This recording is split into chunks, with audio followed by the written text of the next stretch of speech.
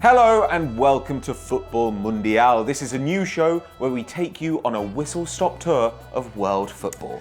We certainly do, Pato. Basically, we keep you up to date on the teams, the players and the news you need to know from all over the globe. Not just Europe. Ooh, insightful. We start in the Far East, where Carlos Tevez' Shanghai Shenhua exited the Asian Champions League before the tournament even started. They lost 2-0 to Australia's Brisbane Roar. Shenhua, managed by Gus Poyet, and with a squad featuring Obafemi Martins, Freddie Guarin and Tevez, made a public apology for the defeat, saying, "The players all did their best and we long to win as much as you did, but sometimes football can just be so cruel.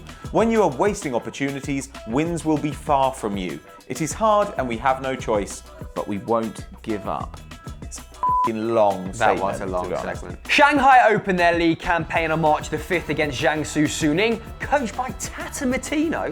What is he doing out there? And it also stars Alex Teixeira and Ramirez amongst their ranks. Now guys, who do you think is the best player in China? Let us know in the comments below.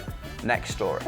To Brazil now, Pato, where the focus is currently on youth football, with the senior season not due to resume until May. Yes, the yearly Copinha Under-20 competition is seen as the proving ground for future superstars, with Neymar, Marquinhos and Oscar all making their names at the tournament. Pedigree.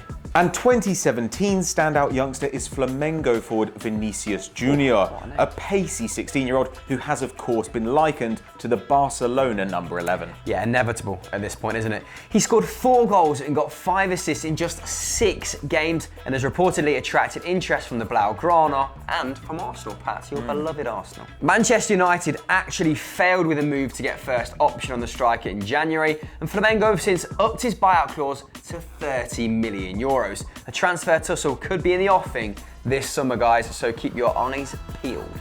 Staying in Brazil, Vinicius Junior's team, Flamengo, was embroiled in controversy this week as a fan died during clashes between supporters of the Mengão and those of local rivals Botafogo. The atmosphere in Rio was tense before the state championship fixture between the two sides, and fighting broke out on Sunday, with police resorting to rubber bullets and tear gas in their attempts to keep the situation under control. However, some fans were armed too, and gunshots were heard before and during the match. Several people were taken to hospital with bullet wounds. Sadly, Botafogo supporter Diego Silva dos Santos was killed in the skirmishes, and the 28-year-old died after a drive-by shooting outside of the Estadio Nilton Santos, and both clubs released statements condemning the incident shortly after. 3 more supporters remain in hospital, with 1 in a critical condition. It was a dark day for Brazilian football. Flamengo went on to win the game 2-1. Moving on now to the Copa Libertadores with a story from the Independents. Atletico Tucumán were promoted to Argentina's top flight back in 2015 for just the second time in over a century, but they qualified for the Copa Libertadores in just their first campaign, ending above Boca Juniors and Messi's former side, Newell's Old Boys. After a home draw against their Ecuadorian opponents El Nacional, Tucumán tried to fly in early for their second leg so they could get used to the altitude in Quito. Good thinking. However, their flight was delayed and they missed the kickoff time, having to beg CONMEBOL, South America's version of UEFA, to let them go ahead with the game, while the police gave them an escort as they sped to the stadium. Yeah, apparently they were clocking speeds of over 100 miles an hour on the way. Pretty irresponsible. And things got stranger. As it turned out, they'd not brought their kit with them. They had to use shirts left behind from the South American Under-20 Championship, so they turned out in the colours of their native Argentina. Despite all of this, they actually won the game 1-0 and will now play Colombia's Junior FC for the chance to join the continent's elite. Nice. Meanwhile, Africa's continental competition, the Confederations Cup, is also underway, with one of the pre-tournament favourites, Algerian giants JS Kabylie, smashed 3-0 in their first leg by Liberian outfit Monrovia Breweries. Well, the bevy, those guys. This year, prize money for the Cup is the highest it's ever been, with the winners netting about €1.4 million. That's how much Cristiano Ronaldo earns in 16 days.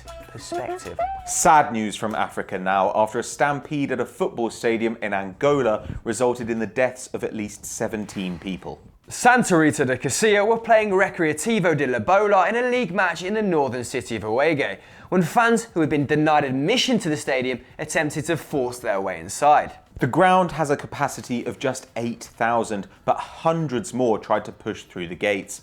In the crush, 76 were injured, with people climbing over one another to escape. 17 people suffocated and 5 more are in a serious condition and remain under medical observation. Finally, we drop back in on European football. Now, famed Argentinian coach Marcelo Bielsa is set to return to Ligue 1, with Lille announcing that he will join them at the end of the season. The Northerners have endured a miserable campaign, currently sitting in 14th. That is just 4 points above the relegation zone, and they've played one more game than all of their competitors. Coach Frédéric Antonetti left in November, with Les Dogs second from bottom, and the club has since appointed Franck Passy as interim manager. Bielsa is famous for his aggressive pressing system and sideline antics, and he took Athletic Bilbao to the finals of the Copa del Rey and the Europa League back in 2012, and spent one season with Marseille in 2014, taking them back to the European places. He was then appointed manager of Lazio last summer, but failed to turn up in Rome to begin the job and quit just 2 days later. So that was Futbol Mundial for this week, guys, but what did we miss out and what would you like to see us cover in the future? Guess what? Tell us your reviews in the comments below. Now, if you enjoyed this, let us know so we can bring you more global news in the future. And make sure you check out this week's Stat Wars, which is playing on screen right now. Click it, and as ever, guys, don't forget to like and subscribe. Catch you next time.